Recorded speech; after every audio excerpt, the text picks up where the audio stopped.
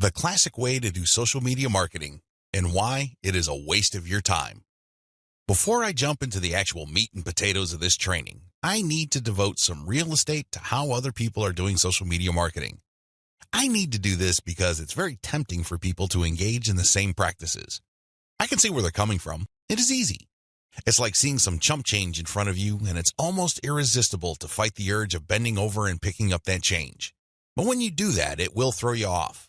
It will give you a false sense of incentive or reward, and don't be surprised if you end up giving into your worst instincts, only to walk away with less than nothing.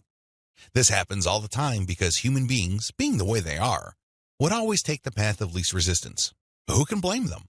But by warning you about how this works out, it is my hope that you stay away from this and focus instead on investing your time, effort, and energy on the right way to do things.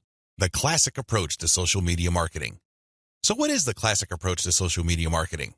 Well, it's actually quite simple. Whether we're talking about Instagram, Twitter, or Facebook, you need to only follow, like, or friend people who are interested in your niche. You connect with all these people, and then after you have followed them, a lot of them would actually follow you back. For example, on Twitter, for every 100 follows, don't be surprised if maybe 20 to 30 people follow you back. Now, this is where it gets really bad. Classic social media marketers would then spam their followers. They would just send all sorts of unrelated garbage, and then they would unfollow. Do you see the pattern? Follow, get followed, spam, unfollow.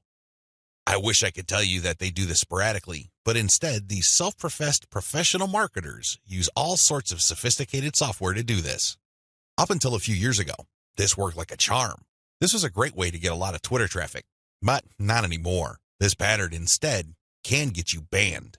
More importantly, whatever traffic you do manage to get using this tactic is not going to be any good. Why? There's no targeting. You're not pre-qualifying these people who would follow you. The only reason why they followed you in the first place is because you followed them first. Where's the selection there? Where's the targeting there? Now, you can make wild guesses, but ultimately, it's a volume game and it leads nowhere. The return on effort is not there. I'm not saying that you can't make any sales doing this technique. I'm not claiming that. But what I'm saying is that whatever rewards you get are not offset by the wasted time, effort, and energy, as well as opportunity costs involved. You're better off using a quality-based approach. Audiences are looking for quality. The bottom line to modern social media marketing is to use quality content. Your content will speak for you. Your content will do the pre-sales job regarding your brand. In other words, your content is your representative. It speaks to the values you want your brand to be associated with.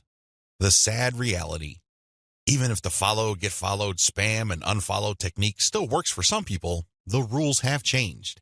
Social media platforms will reward or punish you based on engagement. If you want an extreme example of this, just look at Facebook. Facebook used to be a traffic gold mine. Not anymore. You need a really high level of engagement to preserve your reach on Facebook. If you get normal levels of engagement, good luck. That's how bad things are, and that's why I need to take this time to spell out why this classic social media marketing no longer works. Other failed methods. I would be remiss in my duty to educate you on failed social media marketing strategies if I don't also mention other failed techniques. First, hashtag hunting no longer works. This technique involves marketers finding hashtags that are trending. They basically would publish niche-specific content, but use unrelated or irrelevant hashtags and pair them with their content. They do this because they want to hitch a ride on the upward trend of those hashtags. They know people are searching for those hashtags. They know that these hashtag trends are hot, so they want to poach as many eyeballs as possible. Unfortunately, the traffic that you get is not going to be any good. People are looking for specific types of information, and when they see that your content is so obviously unrelated, they're not going to click through. You might even get reported. Another failed method you should stay away from is influencer spamming. There are many influencers in most all niches. If you want to see this in action, go to Facebook or Twitter. There are many specialized pages and specialized Twitter accounts. Now, constantly mentioning those influencers on your content is not going to help if your content doesn't really add any value. There has to be a reason why you are engaging with these influencers, and drawing their attention is not enough. Getting them to look at your content because you think your content is hot is a lousy idea. Instead, you should focus your engagement tagging based on what they did. For example, If an influencer was talking about recent trends in athletic shoes, then that person would be fair game for an article I post regarding the latest trends in athletic shoes and what they mean in terms of the bottom line of large footwear apparel companies. That influencer would be directly interested in what I have to say because I'm sharing content that is not only high quality, but is directly related to stuff he or she is already talking about. Do you see the specificity here? Do you see the direct link? Now, compare this with an influencer who talks only about Forex, and I tag that influencer when I'm talking about Bitcoin. That person's going to get annoyed. Do you see the difference? Finally, automated publishing with no outreach is not going to work. Basically, what you're doing is throwing spaghetti on the wall and hoping something sticks.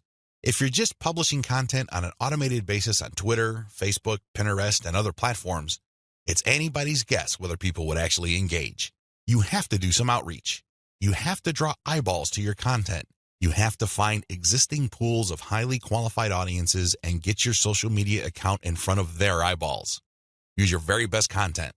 If you do this right, your automated publishing on social media will be greatly rewarded. Use a shotgun approach and you're probably going to get the same results as other failed social media marketers.